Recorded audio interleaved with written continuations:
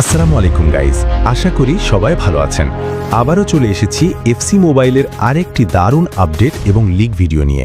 আজকের ভিডিওতে আমরা জানব চ্যাম্পিয়ন্স ইভেন্টের উইক 2, উইক 3 এবং উইক 4-এ কোন কোন ক্লাব আসছে, জুভেন্টাস ও বায়ার্ন মিউনিক ড্রাফটে কোন কোন প্লেয়ার থাকছে, রিয়েল ম্যাড্রিড চ্যাপ্টারে কাদের দেখার সম্ভাবনা রয়েছে, আর সেই সঙ্গে নতুন হিরো ডিয়েগো জোটা সম্পর্কেও সর্বশেষ আপডেট জানব। যদি আপনি শার্টস বা ড্রাফট ভাউচার স্পেন্ড করার আগে সঠিক স্ট্র্যাটেজি জানতে চান, তাহলে ভিডিওটি অবশ্যই শেষ পর্যন্ত দেখবেন। ভিডিওটি ভালো লাগলে একটি লাইক করবেন, চ্যানেলটি সাবস্ক্রাইব করবেন এবং বেল আইকনটি অন করে রাখবেন, যাতে এফসি মোবাইলের সব নতুন আপডেট, লিক, রিডিম কোড এবং গাইড সবার আগে পেয়ে যান। চলুন আর দেরি না করে শুরু করা যাক। গাইজ, আপনারা সবাই জানেন চ্যাম্পিয়ন্স ইভেন্টের প্রথম সপ্তাহে আমরা চেলসি ও গালাতাসারাই চ্যাপ্টার পেয়েছি। এই দুইটি চ্যাপ্টার থেকেই অনেক প্লেয়ার ইতোমধ্যে ভালো ভালো রিওয়ার্ডস পেয়েছেন, কিন্তু এখন সবাই অপেক্ষা করছে পরবর্তী ক্লাবগুলোর জন্য। সর্বশেষ কমিউনিটি লিগ এবং বিভিন্ন নির্ভরযোগ্য তথ্য অনুযায়ী উইক 2-তে আমরা পাচ্ছি জুভেন্টাস ও বায়ার্ন মিউনিক। এরপর উইক 3-তে আসবে রিয়াল মাদ্রিদ। একই সময়ে পিএসজির কিছু প্লেয়ারও ড্রাফট পুলে যোগ হওয়ার সম্ভাবনা রয়েছে। আর সবশেষে আসবে ম্যানচেস্টার সিটি ও লিভারপুল। অর্থাৎ পুরো ইভেন্টে মোট 8টি ক্লাব থাকছে: Chelsea, Galatasaray, Juventus, Bayern Munich, Real Madrid, PSG, Manchester City ও লিভারপুল। আমার মতে পুরো ইভেন্টের সবচেয়ে শক্তিশালী চ্যাপ্টার হবে জুভেন্টাস, বায়ার্ন মিউনিক ও রিয়াল মাদ্রিদ, কারণ এই চ্যাপ্টারগুলোতেই সবচেয়ে বেশি হাই ওভিআর আইকন, হিরো এবং লেজেন্ডারি প্লেয়ার থাকার সম্ভাবনা রয়েছে।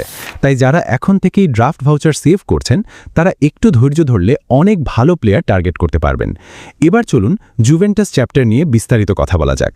চেলসি চ্যাপ্টারের মতো এখানেও থাকবে ড্রাফট এ এবং ড্রাফট বি। প্রথমে কথা বলি ড্রাফট এ নিয়ে।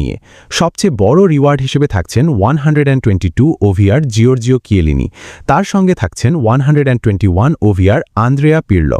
এছাড়াও থাকছেন 120 ওভিআর এডগার ডেভিস।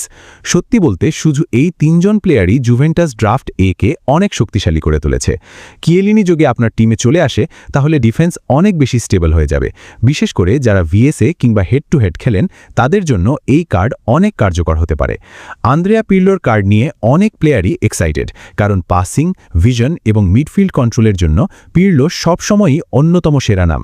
যদি লিক অনুযায়ী তিনি বুলেট পাস কিংবা টিকিটাকা প্লে স্টাইল পান, তাহলে মিডফিল্ডে তিনি অসাধারণ একটি কার্ড হয়ে উঠবেন। অন্যদিকে এডগার ডেভিসও খুবই ইন্টারেস্টিং একটি কার্ড। তার অ্যাগ্রেসিভ প্লেয়িং স্টাইল এবং মিডফিল্ড প্রেজেন্স অনেকের স্কোয়াডের জন্য দারুণ আপগ্রেড হতে পারে। এবার আসি জুভেন্টাস ড্রাফট বি এর দিকে। এখানেও আবার কিয়েলিনি থাকছেন। এর পাশাপাশি থাকছেন আন্দ্রেয়া বার্জালি, আর থাকছেন মার্কাস থুরাম। অনেকেই হয়তো ভাবছেন ড্রাফট বি কি ড্রাফট এ এর মতোই ভালো হবে? আমার মতে অবশ্যই হবে। বিশেষ করে যারা সেন্টার ব্যাক অথবা স্ট্রাইকার আপগ্রেড করতে চান, তাদের জন্য এই ড্রাফট অনেক ভ্যালু দিতে পারে। মার্কাস থুরামের ওভারঅল 120 হলেও ইন গেম পারফরমেন্স কেমন হবে সেটা প্লে স্টাইলের ওপর অনেকটাই নির্ভর করবে। যদি ক্রুজার বা ফিজিক্যাল ভিত্তিক প্লে স্টাইল পান, তাহলে কাউন্টার অ্যাটাকের জন্য তিনি দারুণ হতে পারেন। বার্জালির কার্ডটাও অবহেলা করার মতো নয়। ডিফেন্সিভ পজিশনিংয়ের জন্য তিনি সবসময়ই পরিচিত ছিলেন।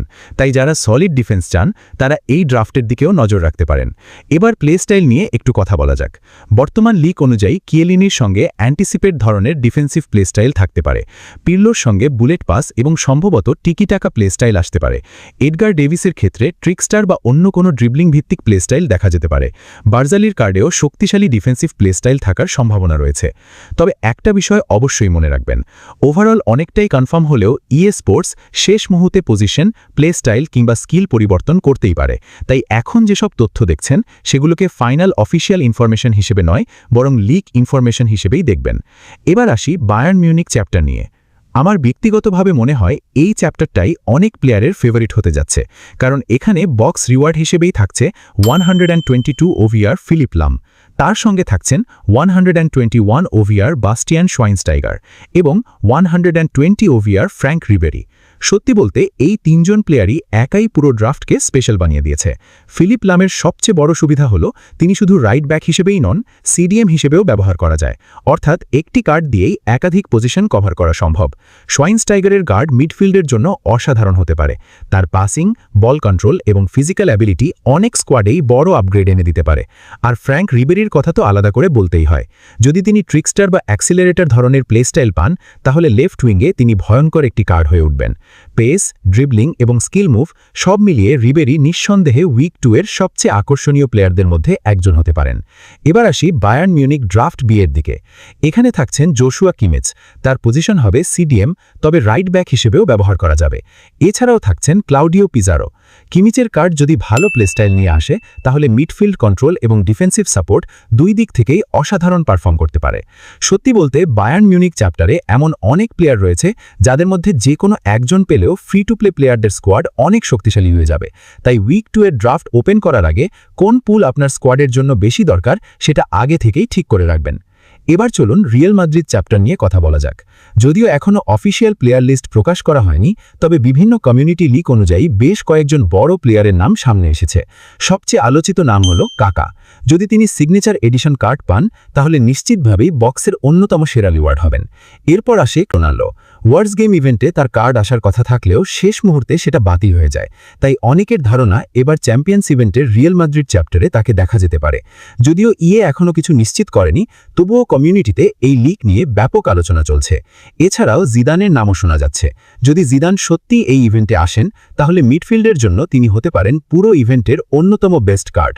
অনেকে টনি ক্রসের কথাও বলছেন, তবে তিনি সাম্প্রতিক সময়ে একটি হাই ওভিআর কার্ড পেয়েছেন, তাই এবার তার আসার সম্ভাবনা তুলনামূলক কম। একইভাবে কিলিয়ান এমবাপ্পেরও সাম্প্রতিক সময়ে একাধিক কার্ড এসেছে, তাই তাকেও এই চ্যাপ্টারে দেখা নাও যেতে পারে। তবে ব্রাহিম দিয়াজ, গুটি কিংবা রিয়াল মাদ্রিদের আরও কিছু লেজেন্ড বা হিরো প্লেয়ার আসতে পারেন। মনে রাখবেন, এগুলো এখনও কমিউনিটি প্রেডিকশন। স্পোর্টস যে কোনো সময় প্লেয়ার পুল পরিবর্তন করতে পারে, তাই ফাইনাল অফিসিয়াল অ্যানাউন্সমেন্ট আসার পরই সবকিছু শতভাগ নিশ্চিত হবে।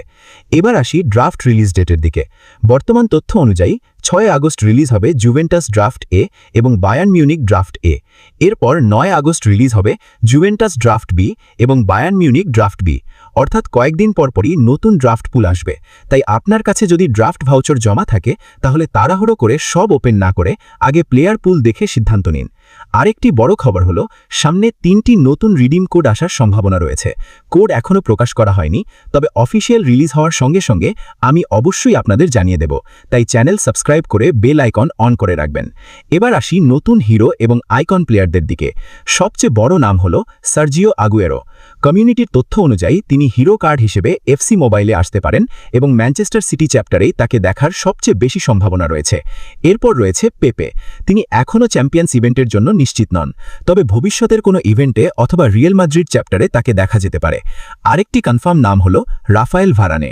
যেহেতু ভারানে রিয়াল মাদ্রিদের অন্যতম সেরা ডিফেন্ডার ছিলেন, তাই তার কার্ড রিয়াল মাদ্রিদ চ্যাপ্টারে আসার সম্ভাবনাই বেশি। এছাড়াও ডেভিড সিলভা, কোরিয়া, পাউ কুবার্সি এবং আরও কয়েকজন নতুন প্লেয়ার ভবিষ্যতের আপডেটে যোগ হতে পারেন।